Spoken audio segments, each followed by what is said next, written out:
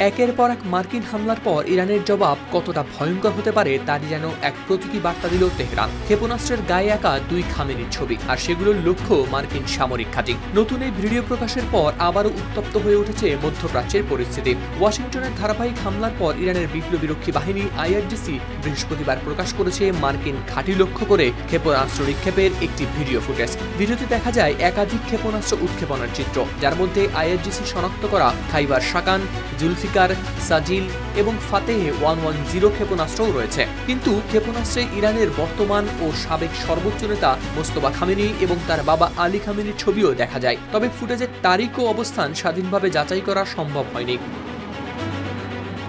IRGC আরও জানায়, তারা অপারেশন নাসর 2 এর অধীনে জর্ডান, কুয়েত এবং বাহরাইনে অবস্থিত মার্কিন সামরিক ঘাঁটি লক্ষ্য করে চালিয়েছে ধারাবাহিক হামলা। এদিকে কুয়েত, বাহরাইন ও জর্ডান প্রত্যেকেই ঘোষণা করেছে যে তাদের আকাশ প্রতিরক্ষা ব্যবস্থা ইরান থেকে উৎক্ষেপিত ক্ষেপণাস্ত্র প্রতিহত করেছে। সাম্প্রতিক সময়ে ওয়াশিংটন ও তেহরানের মধ্যে নতুন করে বৃদ্ধি পেয়েছে উত্তেজনা। যুদ্ধবিরতি ও কূটনৈতিক আলোচনা নিয়ে অনিশ্চয়তার মধ্যেই 2 পক্ষের মধ্যে বাড়ছে পাল্টাপাল্টি সামরিক তৎপরতা। আর এই নতুন করে উত্তেজনা বৃদ্ধির প্রেক্ষাপটেই ঘটেছে এমন একটি ঘটনা। হাওলাদার শামীম, RTV।